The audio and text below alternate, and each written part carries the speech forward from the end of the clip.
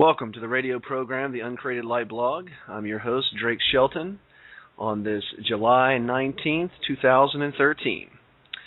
This broadcast is for the spiritual and temporal benefit of my people, the atheist-driven and socially suicidal minority, Caucasian peoples, primarily the peoples of the Southland of America, but also of the world, the white race, known in biblical chronology as the line of Japheth.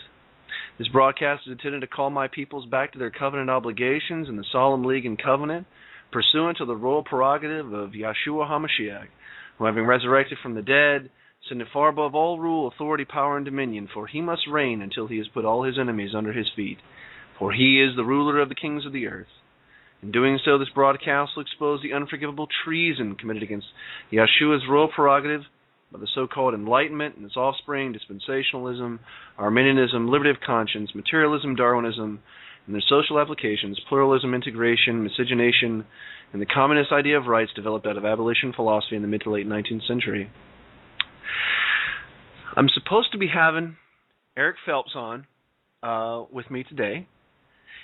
I'm waiting. There he is, right there. Hey, here I am, Drake. Sorry I'm late. Hey, Eric, you with me? All right, very Yeah, good. I'm with you now. Yeah. I'm glad you made it. I was listening to your program right when you were ending right there, and I was hoping you were going to get in pretty clean, and you did. So I'm grateful you're here with me. Well, it's a pleasure to be with you too, Drake. I tell you, I follow a number of guys that are part of a kind of a white nationalist movement in the South, and constantly on my Facebook page, I'm seeing stuff about Jews. Just everything is about Jews. That's the big problem, they think. And have you ever heard of this guy, Brother Nathaniel? Oh yeah. You've heard He's about Orthodox. Yeah, the Russian Orthodox. I'm totally convinced, brother, that he's a Jesuit coadjutor, completely. Why do you think that? Is there the Jesuits have penetrated the Orthodox Church completely. Oh, in fact, their patriarch was Jesuit trained. Okay. Oh, Ware, right? Timothy Ware. Is he Russian? He's not the Russian. He's part of the Greek, right? I think it was Krill. I think his name was Krill. I have it in my notes here. Krill? But okay. This patriarch was trained by Jesuits. And I have a book here on the Jesuits. They learned the Eastern Rite, so they can penetrate the Orthodox Church. And today, the Orthodox Church, the only difference between the Orthodox Church and the Roman Catholic Church is between Tweedledee and Tweedledum. Yeah. It's terrible, oppressing the people. I have a lady friend who was a missionary there, and she told me the Orthodox Church in Romania told the people that they would have to give their entire wages for the year to get him to do some prayers or whatever it was. Oh, wow. Unbelievable. Yeah, and I have a missionary friend there, Pete Heisey. He's from Romania. He told me that the leading Orthodox priest in the town there where he's at, he's the head of the occult. And he puts spells on people, and they pay, the people go to the Orthodox priest to put spells on other people. So it's unbelievable. Yeah, incredible. I want my listeners, I want to give you a context of this guy, Brother Nathaniel. I got a clip here from one of his videos, and this is going to be foundational to the conversation that Eric and I are about to have. This is a YouTube. He has a very popular YouTube clip. I see this smothered all over my Facebook all the time, and I've had a pretty heated conversations with some friends of mine on Facebook about this guy. So I just want you to listen to a video here that he has put out on Facebook just a few weeks ago. Here it goes.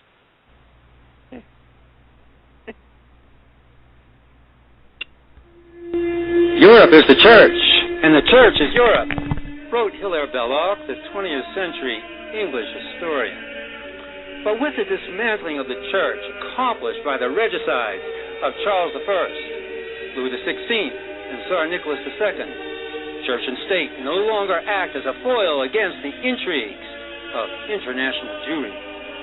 Today, Europe, once known and experienced as Christendom, wherein Jews were considered enemies of the gospel, is a secular wasteland. It's ruled instead by the synagogue, with Jews at the highest levels of economic, political, and cultural influence. Okay, so that's the substance of it. Okay, he's wanting everybody to believe that the downfall of the monarchical powers in Europe is behind, and the people behind that are the Jews. And the Protestant, what you get when you start talking to these people, you start digging into their thought process, is that behind the rise of the Jews is the Protestant Reformation. Yeah. The Protestant Reformation is what is the platform upon which the Jews have risen to power in the West. They killed off, and supposedly the communist regimes that rise up in France and other areas in Russia. Somehow that's connected to the Protestant Reformation. How they pull that piece of gymnastics off is beyond me. But it's all this, the communist movements and the revolutions, the American Revolution, it's all connected. It's a Jewish conspiracy for Jews to gain power. Okay, that's what this is about. Okay, that's what these guys think. All right, so we just need to start at the beginning of European history. Eric, can you tell us who were the first international bankers in Europe? Can we talk about this? Yes, we did. The first international bankers in Europe were the Knights Templars. Are they Jews? They ran everything. Were those Jews? They're white Gentiles, Frenchmen particularly. Yep. Well, you have the suppression of the Templars in 1312 by the Pope Clement V, and encouraged by Philip the Fair, who was the King of France, and that's why they burned Jacques de Molay at the stake, because he was the head of the Templars. So the Templars were absolutely white Gentiles running the banking of Europe, and not only Europe, because you see the Templars were having a trade around the world. They were the big shippers. So, no, they were the first, but there were some Jews that were also bankers at the time, but they were subordinate to the Templars, and they were called the Fuggers. The Fuggers, and you can read about them in Ridpath's Universal History. Okay. So the Jesuits have done the same thing, because remember, the Jesuits are the new Knights Templars, so they have then sought to use certain Jews as front men to make it look like the Jews run everything, when the fact of the matter is the 10 Roman families are the giga-trillionaires, the big bankers. In fact, the head of the European bank there in Europe, his name was Draghi. He's an Italian Knight of Malta, but nobody talks about him. Yeah. And folks listening, Eric has made a series of videos. I think one guy put it together in one video. It's called The Jesuit Banking System on YouTube. It's very good. I listened to the whole thing a couple times through. I'd like to document all that and just put it on one page on my website just to show everyone that the heads of the big banking cartels, not only in our country, the Bank of America and all the big banking organizations here in America, not only here but also with the European Union, are white men that are associated or connected somehow with the Knights of Malta or some other Masonic organization. And that brings us to another issue with the Templars.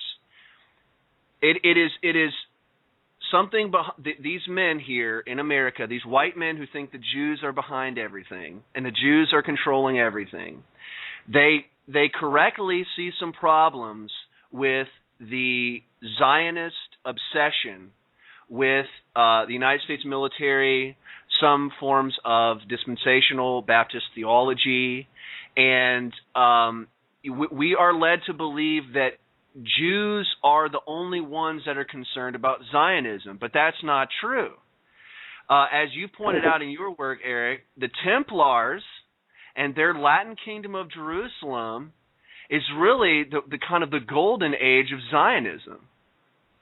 Of course, yeah. Because remember, the Templars, the Knights Templars, and the Equestrians were there too. And that's pretty well shown in the book Kingdom, or in the movies Kingdom of Heaven, that two-part set. But the Knights Templars were busy running the kingdom, the Latin Kingdom of Jerusalem, as a sort of universal world headquarters for themselves. And when I believe the Lord used the Muslims to end that, because he raised up the Mamluks out of Egypt to drive out the Knights Templars in 1291. So that's the formal end of the Latin Kingdom of Jerusalem. And they were driven to Rhodes. They were driven to surrounding islands, and then ultimately it went to Malta. Hold just a second. Okay. I don't lose the phone here. Hold it.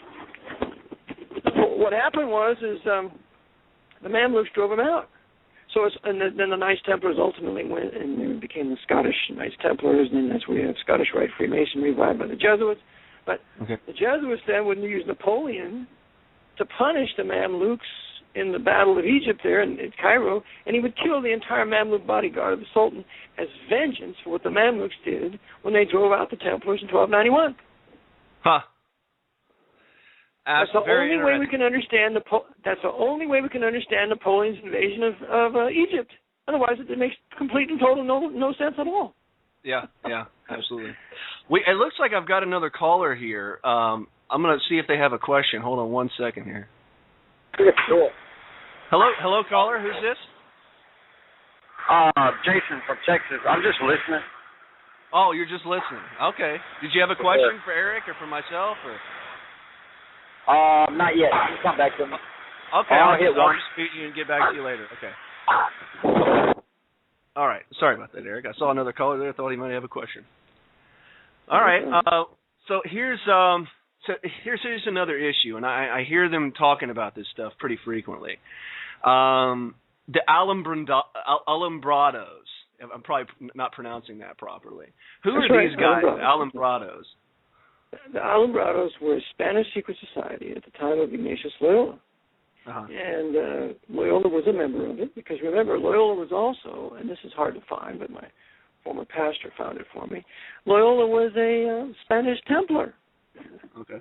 And so he was a Spanish Templar, he was an Alumbrados, which involved in the enlightened ones, the Illuminati, as the Jesuits would later found that in 1776.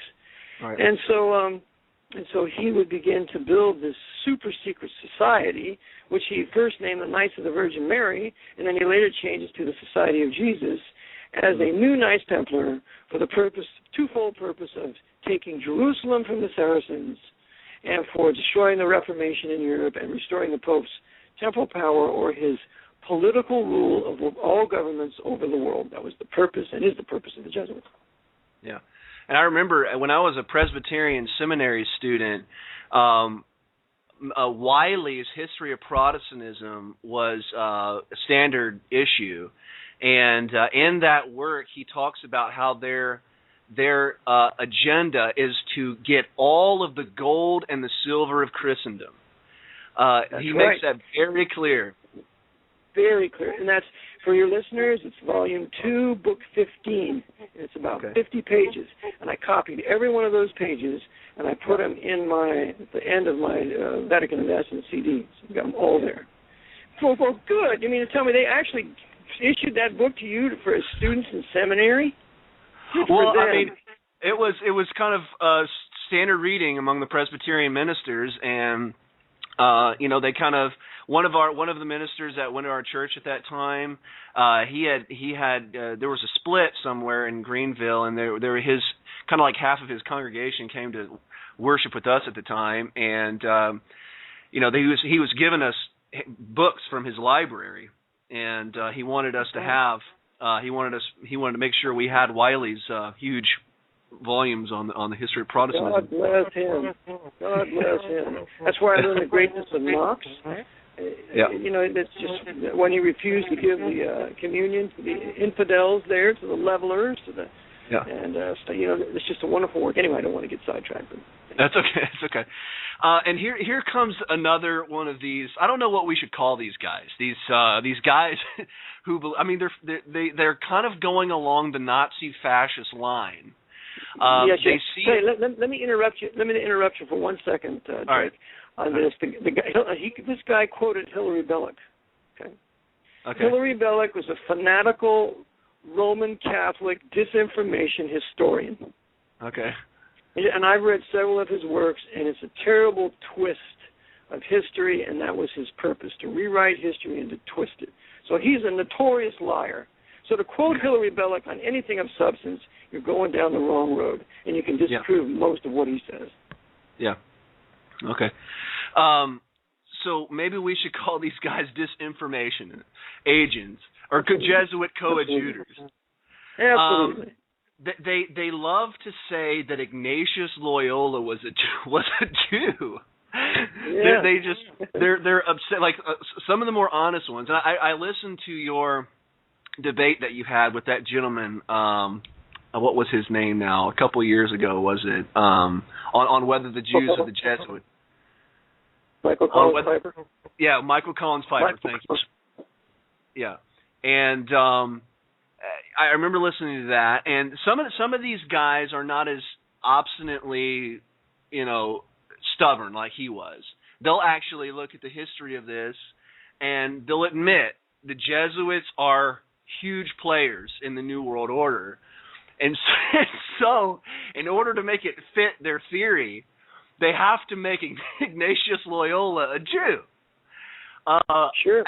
Every standard work that I've read on this man, on biography that I've read, says that he was a Spanish man. He was from a Basque noble family. He was not a Jew, and he actually stated in one of his works he wished he was a Jew. What do you know of any sources that claim that Ignatius Loyola was a Jew, or at least an ethnic Jew? No, not one. And I'll tell you that this is another lie of the Jesuits, because you see, once people start to catch on that the Jesuits are ruling everything, then the only military response to that is that they can't disprove it. Yeah. There was military response to say, well, he's a Jew, and the Jews run the Jesuits, and therefore I told you the Jews run everything. But they will do this in the face of the facts that Loyola was number one, a Spanish nobleman of the House of Loyola. Yeah. He was a military warrior. He was a Spanish Templar. He was of noble blood, and he hated the Jews, according to Boyd Barrett. And Boyd Barrett was a Jesuit for many years. He left the order. He came to know the Lord. He was never saved. But he wrote a book, 2 books. One of them is called The Jesuit Enigma. Okay. And another book he wrote is called Rome Stoops to Conquer. Okay. In those books, it tells you that Loyola never said any good thing or anything of such of the sort about Jews. Oh, okay. Okay. And Francis Xavier says in Rome Stoops to Conquer, he said, give me a place where there are no Muslims or Jews. Yeah. And Francis Xavier was Loyola's right-hand man who went to, India. Oh, here in my hometown of Louisville, we have quite a Jesuit hive here. We have Bellarmine University, and then we also have the most well-known high school here is Xavier High School, and it is a hive of Jesuits. Yes, oh yes. And folks, I just want you to know that kind of attitude towards the Jews is traditional and anchoretic in Roman Catholic theology. Okay, I just want to give you 2 classic quotes from major early church Roman Catholic theologians. This is coming from Justin Martyr in his Dialogue with Trypho, chapter 16, quotation. For the circumcision according to the flesh, which is from Abraham, was given for a sign that you may be separated from other nations. And he's talking to Jews, by the way. And from us, and that you alone may suffer that which you now justly suffer, that your land may be desolate, and your cities burned with fire, and that strangers may eat your fruit in your presence, and not one of you may go up to Jerusalem. For you are not recognized among the rest of men by any other mark than your fleshly circumcision. For none of you, I suppose, will venture to say that God neither did nor does foresee the events which are future, nor foreordained his deserts for each one. Accordingly, these things have happened to you in fairness and justice, for you have slain the just one and his prophets before him. Now, here is the most popular Roman Catholic theologian that was used during the Nazi regimes in Germany. His name is John Chrysostom. He was a notorious anti-Semite. This man was unbelievable. He wrote numerous works against the Jews. His most famous works, most quoted by the Nazis, was his 8 homilies against the Jews. Okay, and you can read the Nazi use of this work in Walter LaCour's book, The Changing Face of Anti-Semitism. And this is just one quote from Chrysostom's homilies. Quote, "For they brought the books of Moses and the prophets along with them into the synagogue, not to honor them, but to outrage them with dishonor. When they say that Moses and the prophets knew not Christ and said nothing about his coming, what greater outrage could they do to those holy men than to accuse them of failing to recognize their master, than to say that those saintly prophets are partners of their impiety? And so it is that we must hate both them and their synagogue all the more because of their offensive treatment of those holy men." Okay? The seething hatred that Chrysostom has for the Jews, it's all over his writings. It's all over. Now, this brings us to another very important issue. What about Luther? What about Luther and his book, The Jews and Their Lies? I think you've written some on that issue, have you not, Eric? Yes, I have. Well, number one, I came out in my book and said plainly that Luther never wrote on the Jews and their lies. Yeah. That was released 3 years after his death. So he never wrote the thing. Supposedly it was in 1543, but it was after that. It was after Luther died, because Luther never said such a thing, and I'll tell you why. You go to his commentary on Romans, and he never writes anything like that. Yeah. In fact, I have Lenker's work where he quotes Luther in saying that obviously Israel will be restored, and Lord haste the day. I have it in my PowerPoint. Yeah. So Luther never wrote on the Jews and their lies for 2 reasons. Number one, the theology on the Jews and their lies, because on the Jews and their lies teaches work salvation. Luther hated work salvation.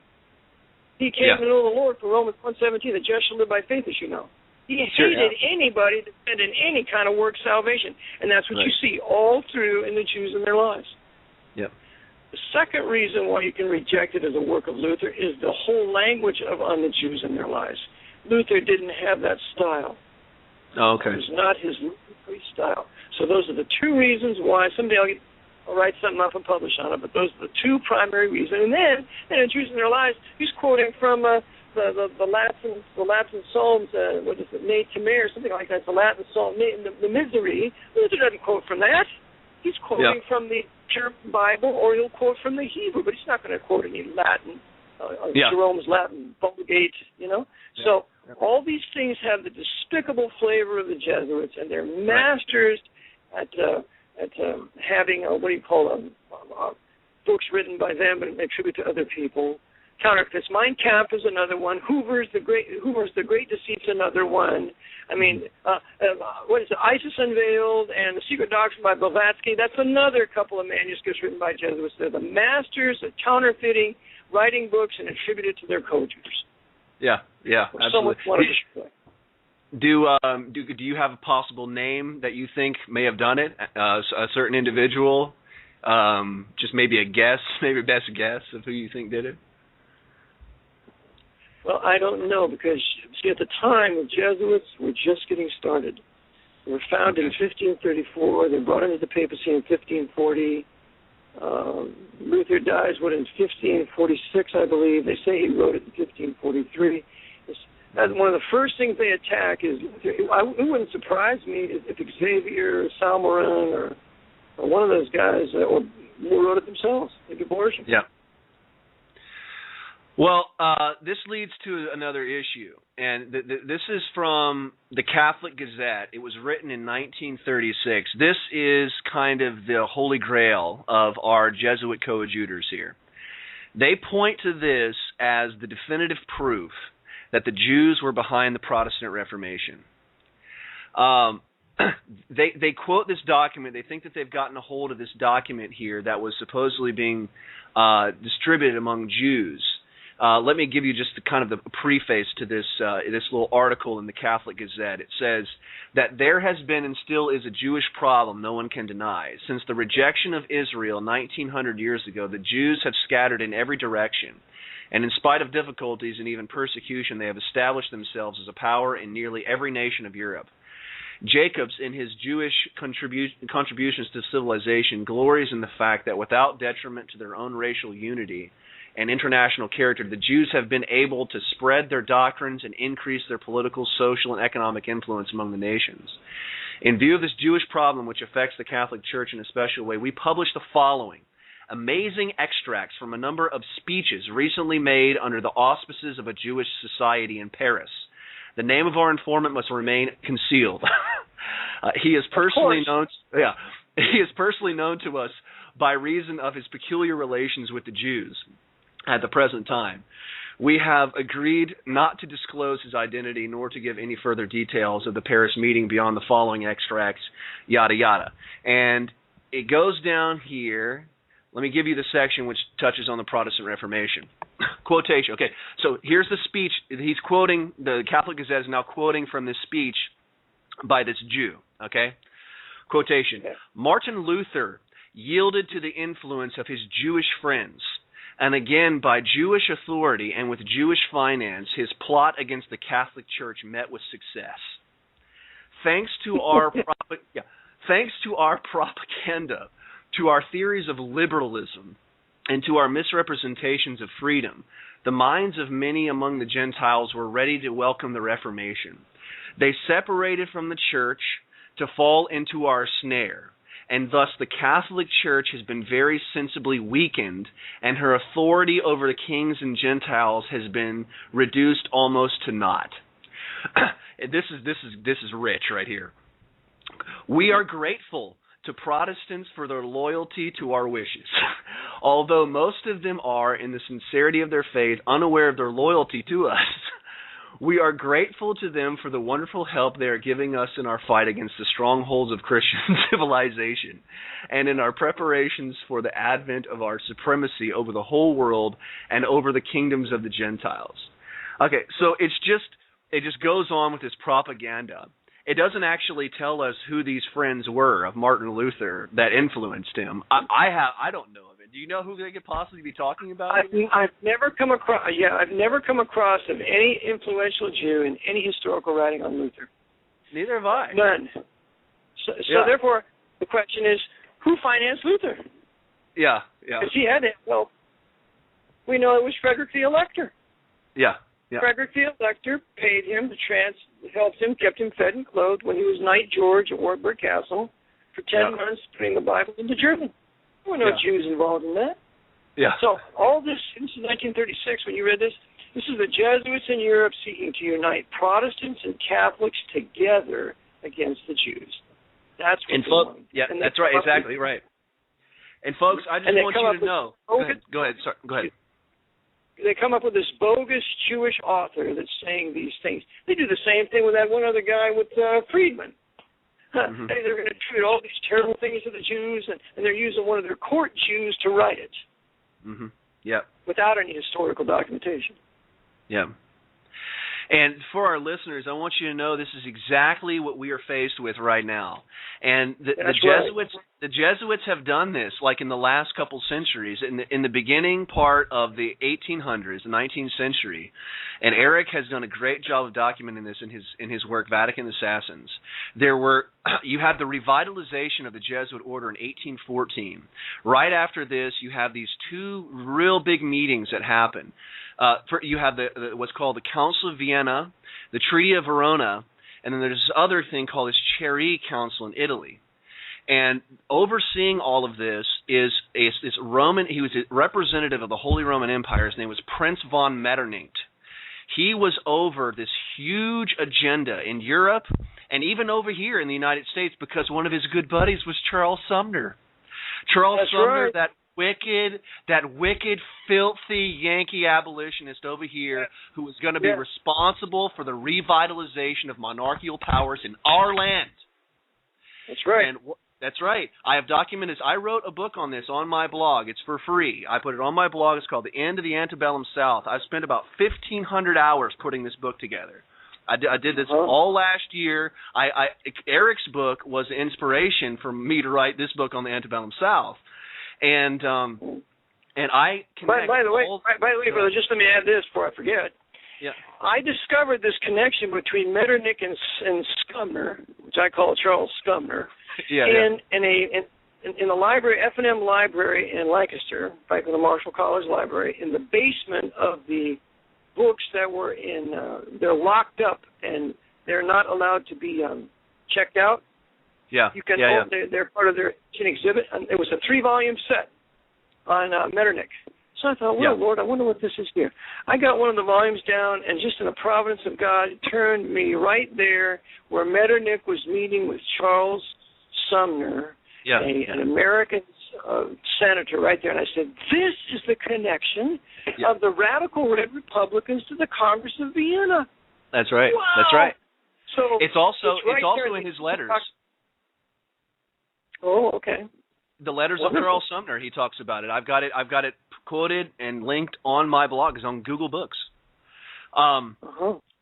So okay, this is the first attempt that we have here. At least one of the. I mean, obviously the Jesuits tried to regain the Holy Roman Empire with the 30 Years' War. They failed. You have the Treaty of Westphalia in 1648, and this huge explosion of culture and progress over in Europe because of the Protestant Reformation, its influence into society. By the way, for your listeners too, Greg, before I forget this, remember, any modern history class that you take in any university, they will always tell you the beginning of the modern era is 1648 with the Peace of Westphalia. Always. That's right. Yep. Yeah, and I mean, look at the big players that come out right after this. I mean, Voltaire. I mean, my beloved Queen Elizabeth. She has a golden age of her own in England with all. But with 1648 that's the real kicker all over Europe, and so we have that. They completely fail. And then, they fail with their attempts to regain powers in England with the fall of that filthy Duke of York, James II, and when William and Mary take over. And then in the 1800s, they try it again with Metternich. It's blocked here in America with the Monroe Doctrine, and then.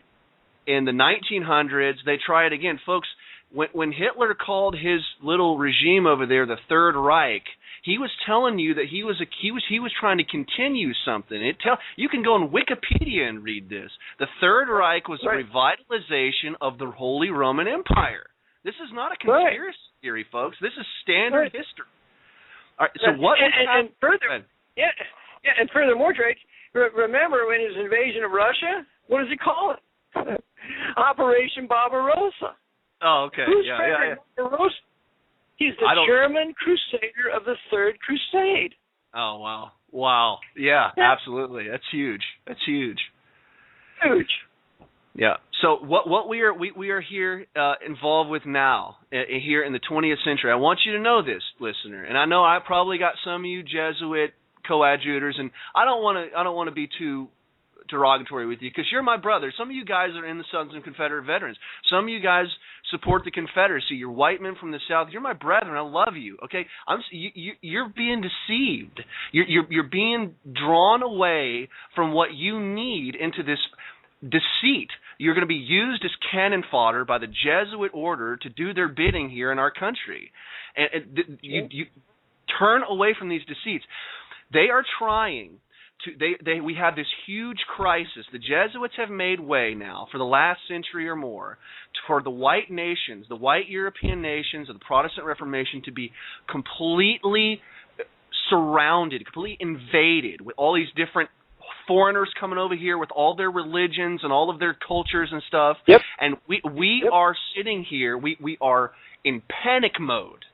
And right. We have been brought to this place where we have to do something. we can't just sit here and do something. And the Jesuits are taking full advantage of this. And what they're going to do is they're using this they're using this to unite the Protestant white men and the Catholic white men together. And That's they right. are using it to revitalize the Holy Roman Empire. That's right. That's right. Well, look at what they call it. They called it the Department of Homeland Security. Whenever you have anything talking about a homeland, you know it's either Nazi or communist, and the Jesuits run both Nazism and communism. Yeah. So that's going to be our Holy Office of the Inquisition, the Department of what I call Homeland Security. Yeah. They're going to absorb all the intelligence communities. I know that they're going to absorb the FBI one of these days. And so it's going to be the Pope's Super Gestapo here in North America, composed of Protestants and Catholics, as was the SS, but the primary leaders will be Roman Catholics, as it was the SS. Yep. Yeah, and later on in this little propaganda piece with this Catholic Gazette in 1936, it talks about how that we are, and by we I'm talking about as if I'm the author of that work, that Jewish work. He says we are the masters of class warfare, and that was the kicker for me. When as soon as I read that, I was like, that is a Jesuit writing this right here. Yeah. Well, you know what that sounds like? It sounds like the Protocols. Yeah, Protocols. That's exactly what the Protocols say. Yeah. And as I said before in my book and talked with you about, the Jesuits wrote the Protocols, and it is documented by ex-Roman Catholic priest who became a missionary, a preacher to the Catholic people in New York City. His name was Leo Lehman. Leo Lehman wrote this tremendous work, Behind the Dictators, and in that he said the Jesuits wrote the Protocols, and he proves it. Yeah. And folks, I just want to, because as Eric does, he devotes his episodes and his broadcasts to white men, and I do the same thing. And I primarily devote it to my beloved Southern white men, and especially to those men who are the original stock of this land. My ancestors came here 400 years ago. We were part of the original Jamestown colony. We were running for our lives from Charles I over there in England when he was persecuting Protestants. He was continuing the policies of his father, James I, with his Black Acts, but he was persecuting Protestants. He came over here. We came over here.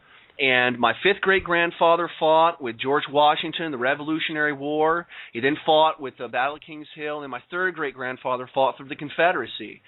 And I am a part of the original stock of this land here with the white Anglo-Saxon Protestants. And I will be damned before I let, and I want you to, I know you feel the same way I do, brother. I know I've seen it in your eyes when we are at our meetings. We are going to be damned before we let this happen to our country. We are not going to relieve our religion, and we're not going to give over the inheritance of our fathers to all these foreigners with their gods and their religions. No, we're not doing that. But we also don't want to get into what the Jesuits want. The Jesuits want this hateful, bloodthirsty mentality so that we'll fall in line with their bloodthirsty fascist regime that they're bringing up here. We don't want that. We want to stay away from that. That's right. And the other thing we got to be concerned about is we can't be driven into hating the black man. Yeah, absolutely. What we have to do is we have to hate the separation of our race in certain areas where we have our own white nation, the blacks have their own black nation. And or those that want to race mix, they can continue to stay here. But we have to racially separate under nationhood, which is a biblical maxim. Yeah, I agree. Anybody that calls for racial separation today, they want to immediately tag, he's a racist, he hates black people, and the blacks don't want to racially separate. They're racist, they hate white people, and the vast majority that you hear, like Shabiz of the New Black Panthers or Farrakhan, well, of course they hate black people because they're working for the Pope to incite a black-on-white race war. That's what they want. And I tell you, Eric, just this last week, I had a friend of mine from California. She's a Latino girl. We went to college together. And last year we were talking, and I told her, and I was just looking at my blog. On June 7th was my first entry on my blog. This is when I first started to lose. I've lost about 75% of my readers over this issue. And I've started putting on my blog that there's going to be a race war here. I listened to your series, I listened to your works that you did, and I did my own research, and I wrote a number of things on this, and I became completely convinced that you're right about this. And 2 days ago, my friend from California calls me up. I haven't heard from her for a long time. She calls me up and she goes, Drake, this race war has started. She lives in Los Angeles. They had a huge riots over there in the last few days. And she's like, after the Zimmerman decision, yeah. She's like, I thought you were crazy. I thought you were racist and stuff, but you're right. This stuff is happening. I'm like, I know. Right. And I talked to a black man. I talked to a big black guy yesterday at Lancaster Bible College. I decided to go over there. It's my old where I graduated. And I wanted to go to the library where they moved the library and they built a new building. Well, I went in there and I thought, I got to see this library because that's the place of real wealth, And as I was sitting there, that's where all the nuggets of gold are. And I found what I wanted to read. But in the providence of God, there was a big black guy that came over and wanted to talk to me out of the blue. So I said, okay. So we sat and talked for a while, and I told him all this. I said, I teach in the Jesuit order. I said, they're fomenting a race war, and they want to have the majority savage blacks, which I consider 75 to 80% of the black community to be majority savage blacks.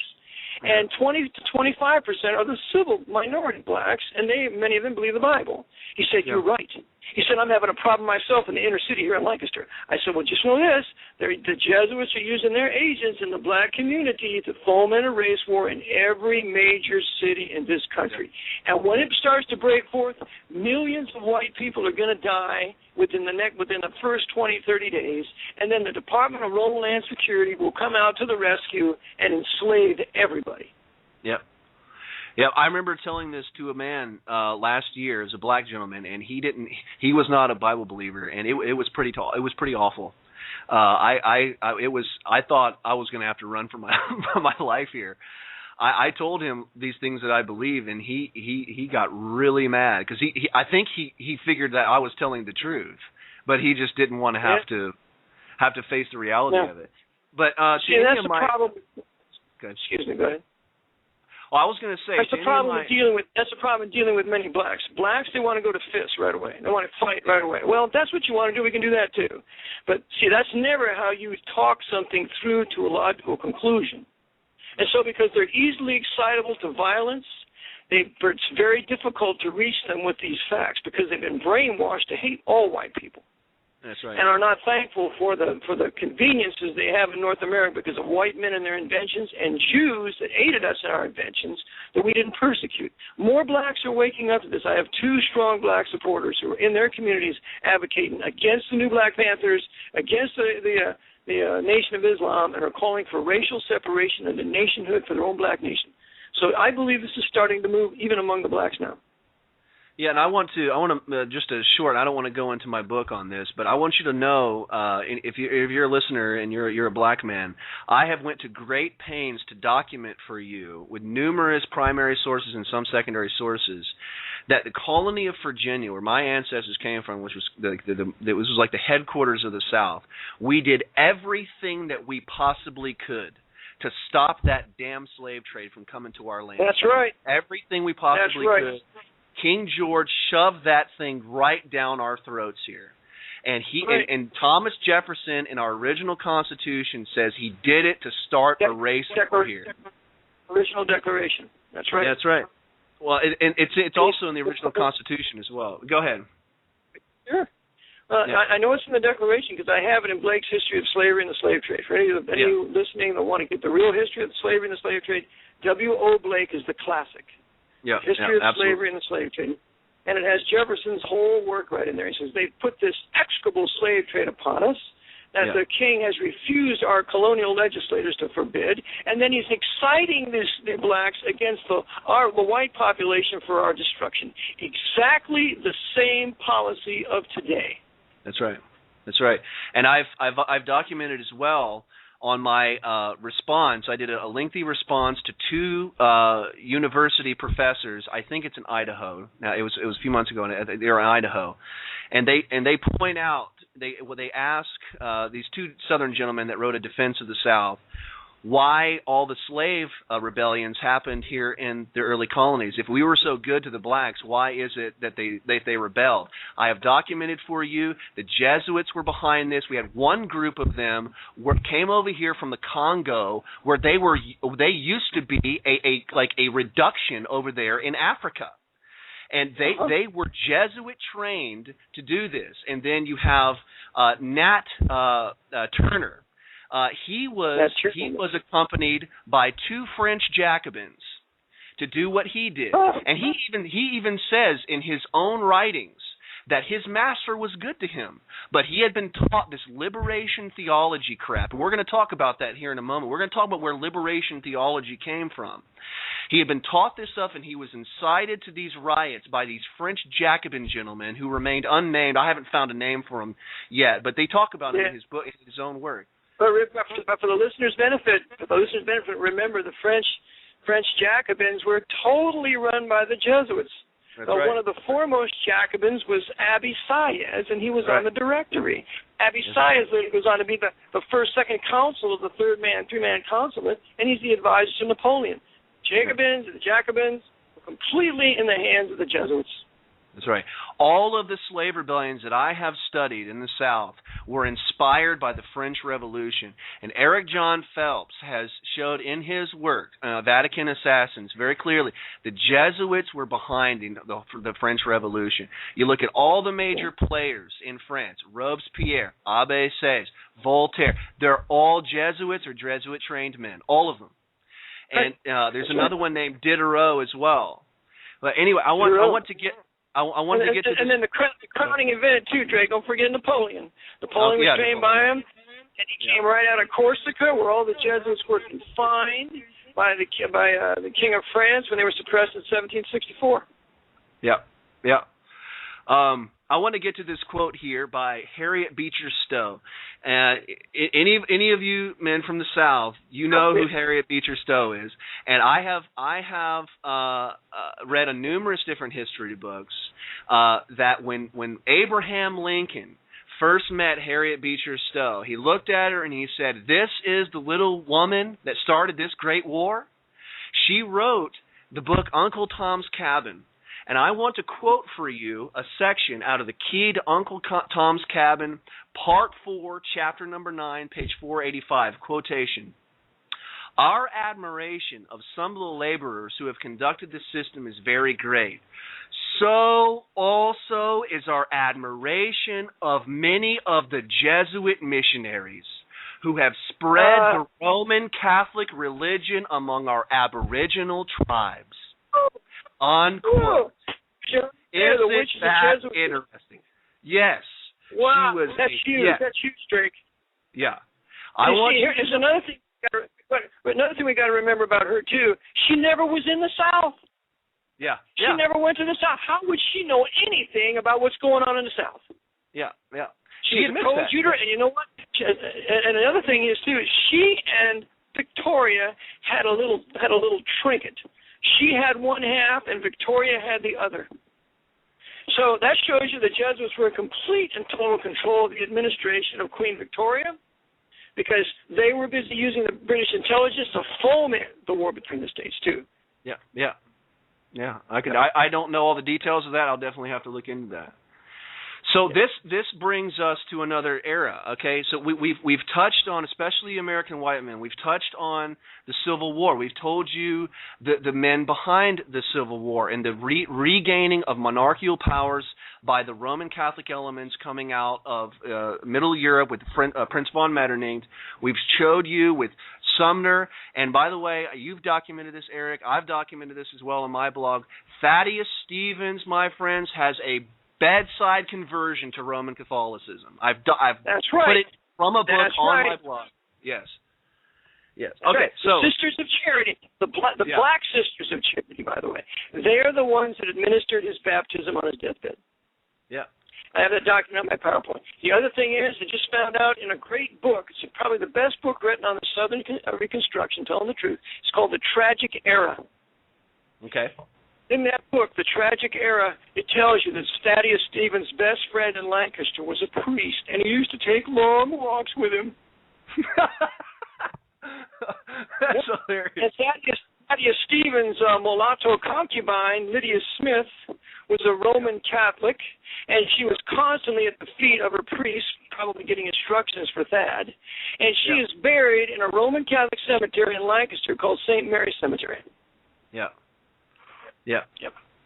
All right, so the next period that I want to focus attention on is the Civil Rights era, okay? And this is a big one with the Southern Jesuit coadjutors who think that the Jews are behind everything, okay? They'll say the Jews are behind everything. I want to point your attention, my friend, to two gentlemen.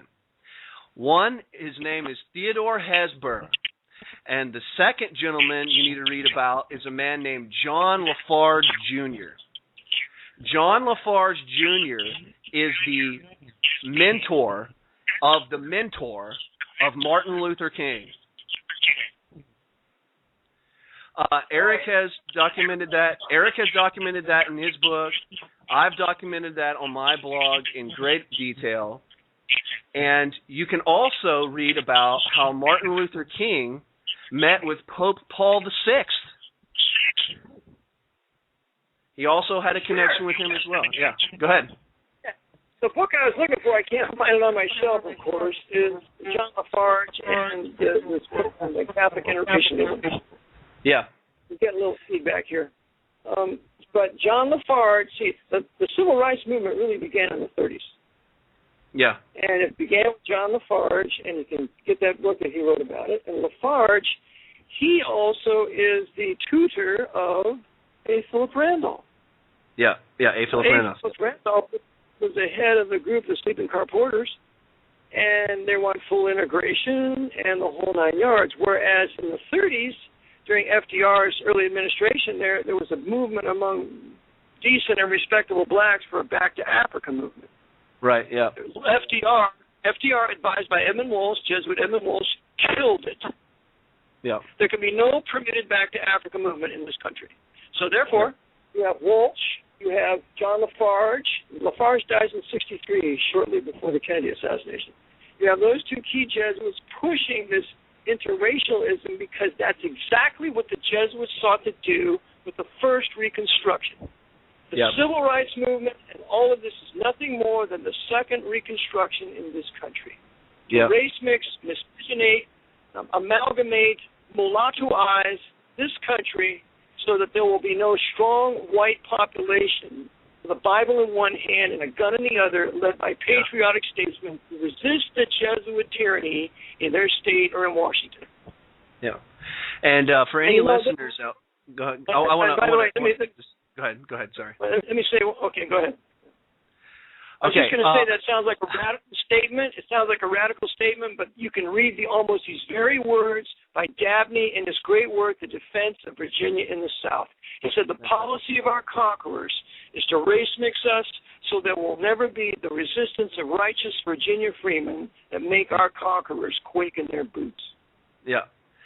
He says that we were going to be miscegenated in with this vile stream from the ferns of Africa. Africa. Those were his words. That's right. Yeah. All right. So, just want you to know, guys, and I have lost about 75% of my readers over these racial issues, and just in case you think we're just a bunch of white bigots, venting our hatred on the radio waves, I want you to read a small section out of it was like a kind of a catechism that Frederick Engels wrote. It was called The Principles of Communism. He wrote this work in 1847. I've seen some versions where it's in section 21, or some versions where it's in section 22. It's one of those two sections of that work. And you will read where he states very clearly at the very outset, that's laying the foundation for what communism is. He says we have to integrate and miscegenate the races as an application of his view of property. Just like you dissolve the classes in property, we have to dissolve the class distinctions in race as well. Folks, the idea that a person lives for their tribe, for their race, their religion, for their kith and kin, this is as old as man himself. This is as natural as it gets. The people who invent this and who invents these ideas that we shouldn't care about our race and prefer our race and prefer our own kind? The communists. Yeah. I want to mention something here, Drake. That's only for the white man. The white man cannot prefer his own kind. The white man cannot prefer his own race. The blacks are encouraged to prefer their own race, and they should. And the Hispanics are encouraged to prefer their own race, and they should. But whenever a white man does that, why, he's the demon devil himself, because we're not allowed that liberty. Because we're the ones that resist. We're the ones that resist the Pope's white power structure. That's right. And you will find a liberal. I go to the University of Louisville and talk to college kids about this stuff, and they freak out on me. And you will it's very interesting watching the hypocrisy of this line of thinking, because when they talk to black people, when they're trying to get them agitated against whites, race is as real and existent a thing as anything, as oxygen itself. They want them to know that race exists and your race has been persecuted. But when they talk to white men who want to prefer their own race, they look at a white man, they say, race is just a convention. It doesn't really exist. It's just kind of an abstraction that we've invented in our minds. It is total hypocrisy. They don't believe what they're saying. No.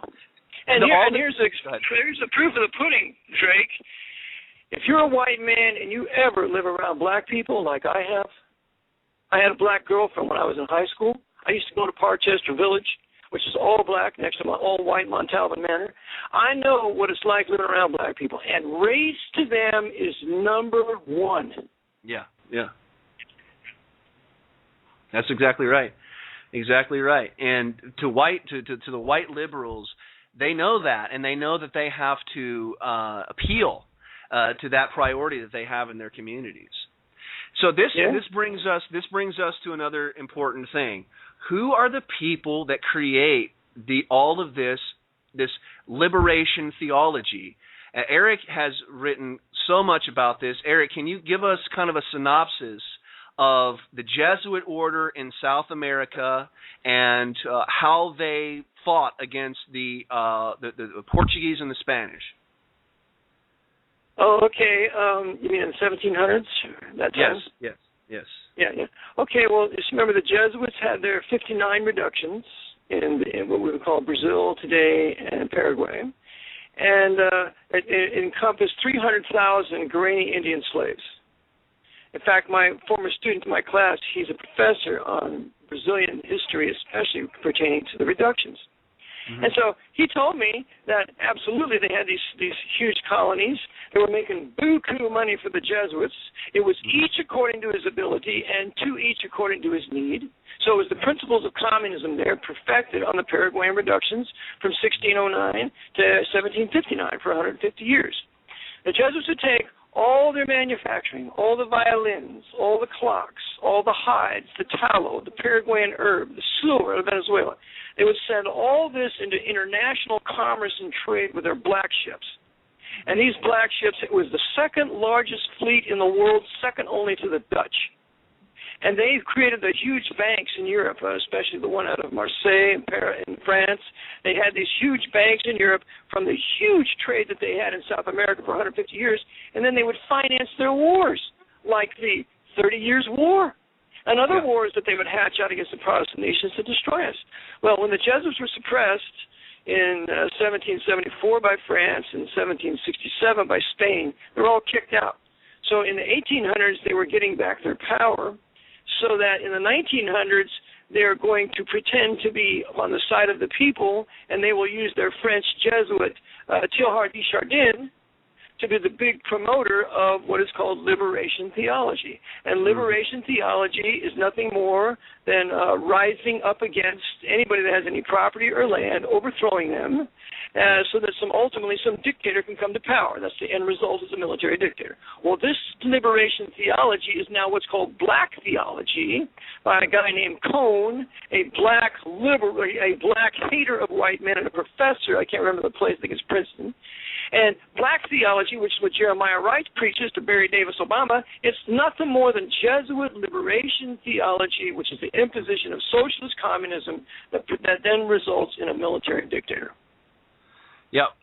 And the Jesuits told the natives in South America that white men had devils in their bodies, and that they would eat their children. Yeah, that's right. You white devils. Folks, that was penned. That was originated in Jesuit propaganda, okay? And not only the source for that, and the source for that is R.W. Thompson's work, The Footprints of the Jesuits, written in 1896, on the section of Paraguay. Yeah. And folks, the New Advent Catholic Encyclopedia admits this. That you can go to the New Advent Catholic Encyclopedia. There's an article called "Reductions of Paraguay." In the section that goes conditions of property, it says, and I quote, "The economic basis was a sort of communism." It wasn't a sort of communism; it was communism. And this is where communism is perfected, folks. The Jews didn't perfect communism; the Jesuits did. No, this is standard history. Yeah, that's right. The Jesuits are the authors and perfecters of communism. Who are the ones that were behind Fabian socialism in England that ultimately was imported into Russia in the 1917 revolution? The Jesuits. The Jesuits. And they named Fabian socialism after a Roman general. Yeah. And this is nothing new, really, in the history of Roman Catholicism. Thomas Aquinas writes about it in his Summa Theologica. Thomas More writes about it in his book Utopia.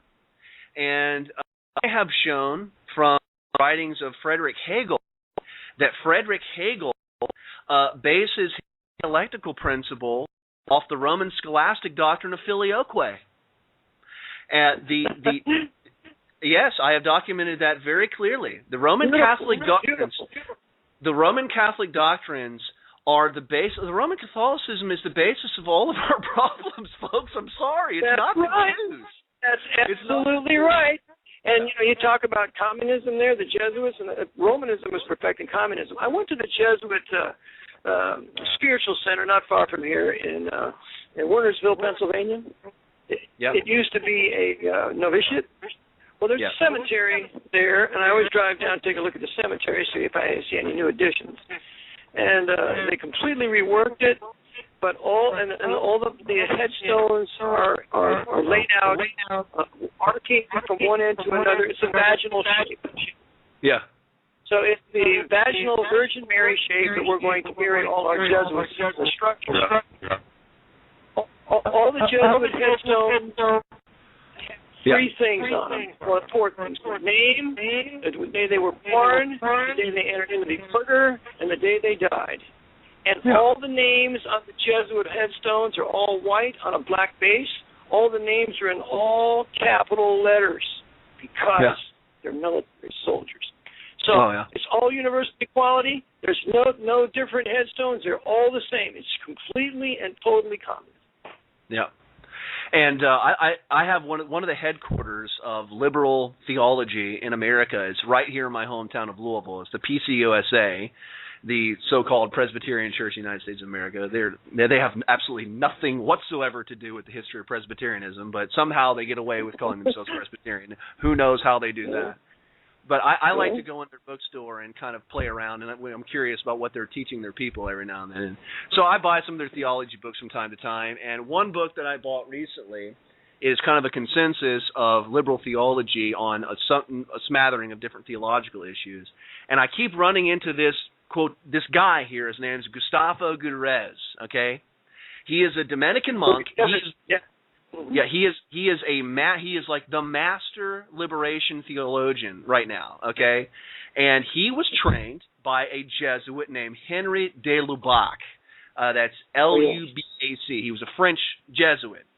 And these guys are the masters of the racial liberation theology, guys. It's not Jews. They're not Jews. They're Jesuit and Roman Catholic Jesuit-trained monks within the Roman Catholic Church who were behind all this. And this is quite fascinating. If you study the history of South America, we've given you kind of a small synopsis. Where did our recent Pope came from? Okay, where did he come from? He came from South America.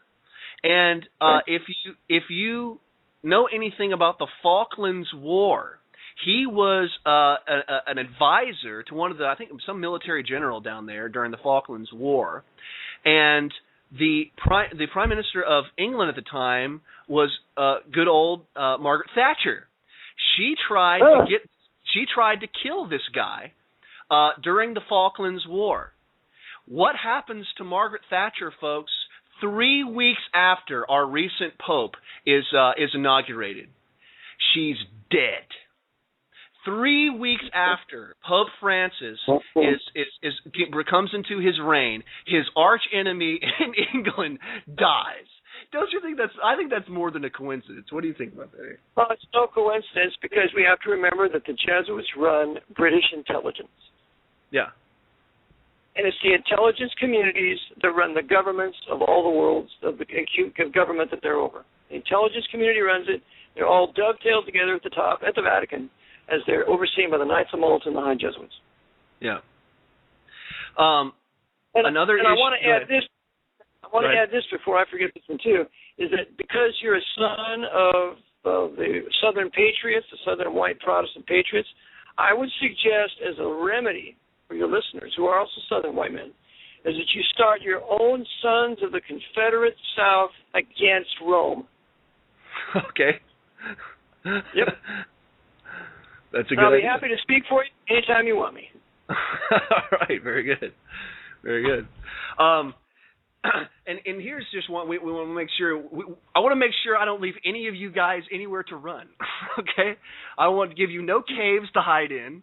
I want to give you no shade whatsoever. You're going to have to face the glaring sun of truth here. So we need to deal with Freemasonry as well, because Freemasonry is another kind of issue where they think the Jews run the Freemasonry as well.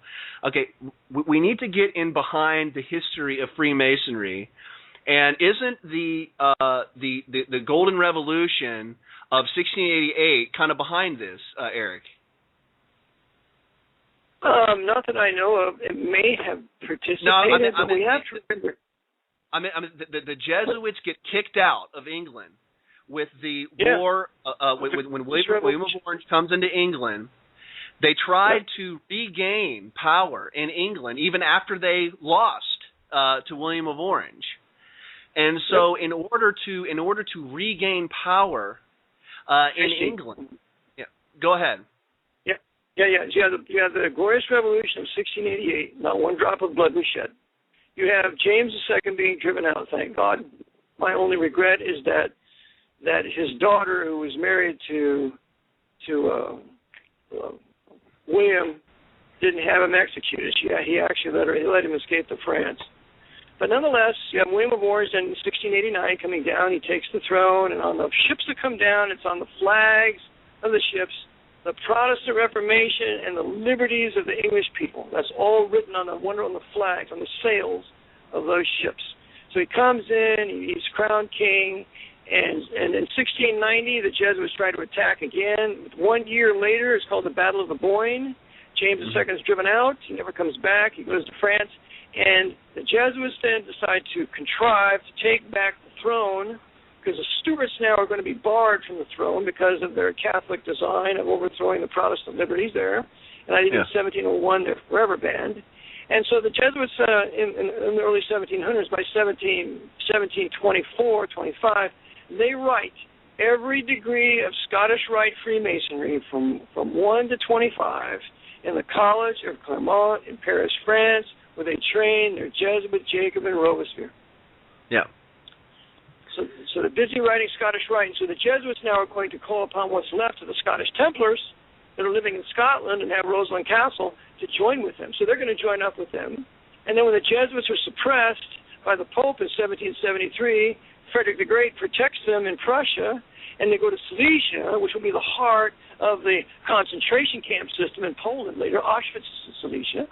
And while the Jesuits are there under Frederick the Great, they're going to write the last 8 degrees of Scottish Rite there in Prussia. So the Jesuits wrote every rite of the order of the craft, and you can see this in the rite of Hiram Abiff. You can see it in their use of the term IHS. I have David Bernard's great work, Light on Masonry. He shows you that they're using IHS in their rites with strictly Jesuit. Mm-hmm. And you got to understand, folks, it's right when they are suppressed. That's when the big esoteric group starts to be created, the Illuminati. And who do we have as the creator of the Illuminati? Not a Jew, a professional Roman Catholic named Adam Weishaupt. He wasn't just a Catholic layman or something who just liked some philosophy. He was a professional. He was a professor of canon law. Okay, and he was Jesuit trained.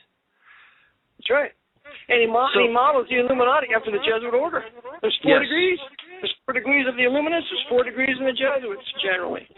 Yeah. And when they take their fourth vow, that's the bloody oath of the Jesuits. Yeah.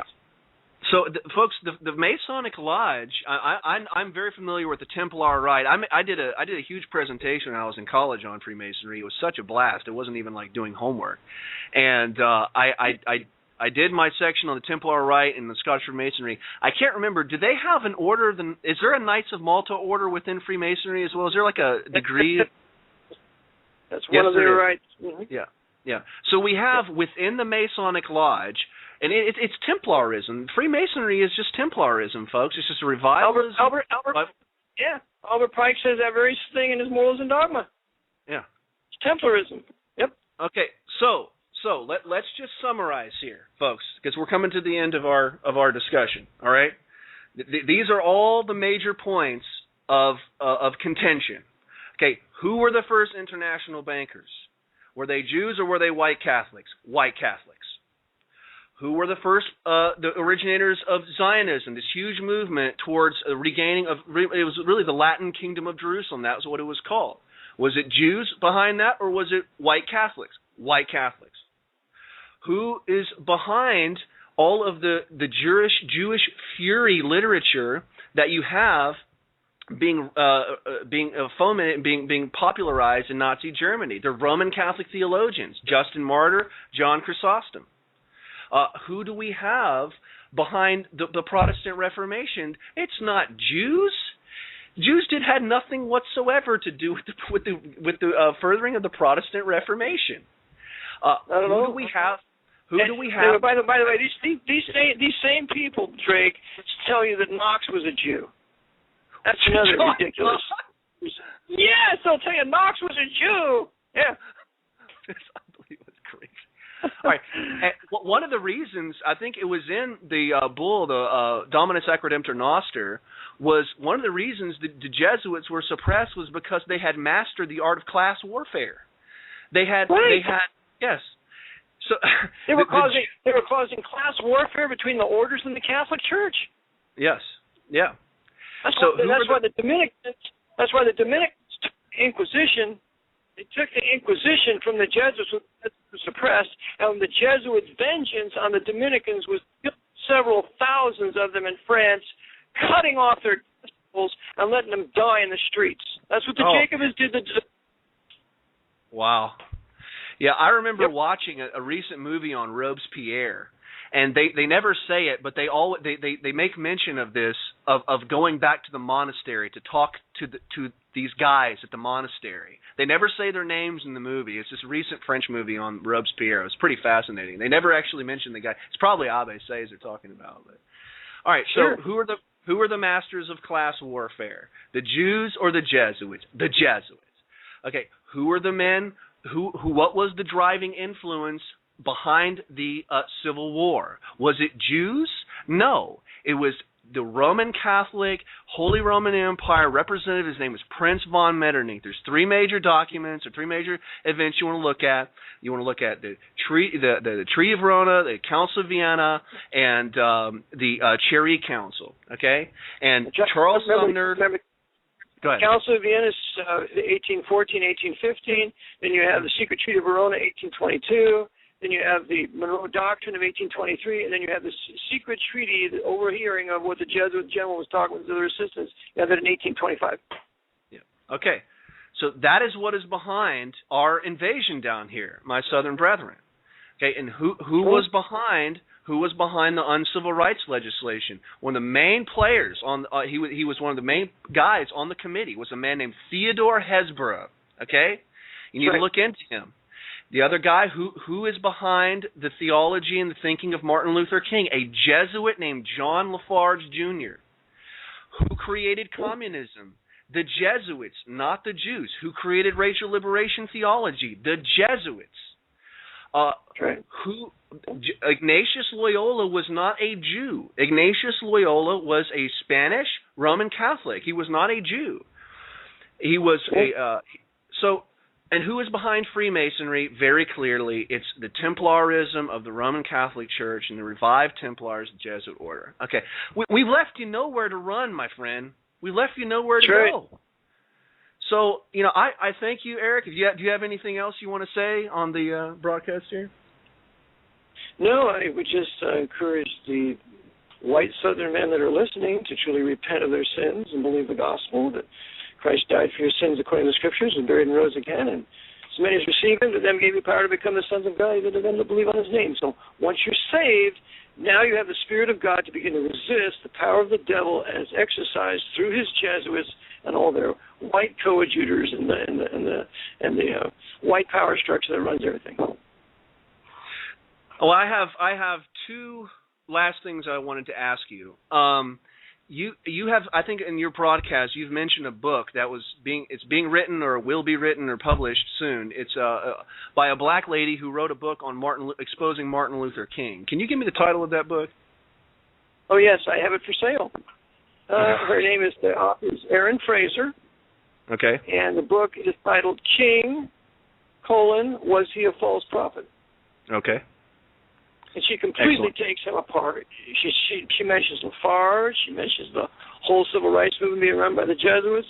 She shows how it's anti-black. It was never intended to benefit the black people.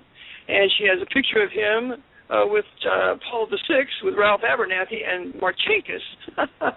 They're in the same picture when they went to the Vatican. So, and remember, Martin King, Michael King, that was his real name. He never changed his name to Martin Luther King. It was Michael King. He was a member of the Booley Society. And the Booley Society, for your listeners, is nothing more than a black skull and bones. Yeah, yeah. Yeah, I'm very familiar with the university that he went to. Was kind of administrated by a Freemason, was it not? I think so. He went to Boston University too. And Boston University is very much linked to Boston College. Okay. Yeah. So there was an absolute Jesuit connection between King and the Civil Rights Movement. Of course, then again, look, you got the Civil Rights. Who's reporting this?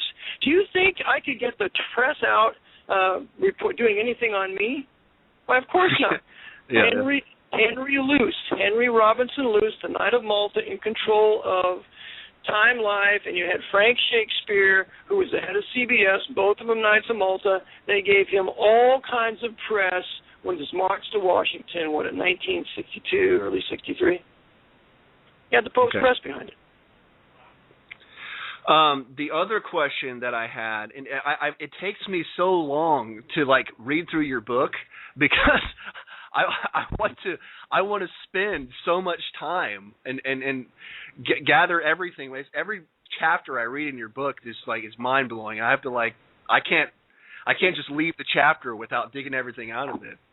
So I haven't really gotten to this point yet, and I wanted to see if you could maybe throw a couple things here at me. You are, and I can see it happening in global affairs. But I would really like to have a quote for some friends of mine on the issue of the Sino-Soviet Muslim invasion and the Russian invasion that we have here. Is there any books that actually document where somebody states that there is an intention for this to happen, or is this a deduction that you have from a number of global events that have happened? I don't have, the only statement that I have is from the Chinese with their intention to invade. Because when they were practicing in the Straits of Formosa, someone had accosted them. It was reported, I think, in the British press. And they said, "What are you doing this for?" And some of the men they interviewed said, "We were preparing for the invasion of America." What was it called? What was it? Was a parade? No, it was a military operation, a naval operation in the Straits of Formosa. South China Sea, something around there. Okay. And they were practicing for their naval practice for invasion. Okay. Someone was questioned by them, and they said, well, we're preparing for the invasion of North America. I mean, in China right now, they teach Australia as New China. They're going to invade Australia, too. Yeah. They're going to take New Zealand, Australia. They're going to take the whole Pacific Rim, and when they're done doing that, then they'll come over to the West Coast here, as the Japanese intended to do, but never carried it out because the Jesuits didn't want them to succeed. But the Jesuits want the Chinese to succeed, so they will successfully land on the West Coast. I thought I listened to an interview. Go ahead, sorry. One more thing. There's never been a division between Communist China and Communist Russia. Never. They've always worked together. Oh, okay.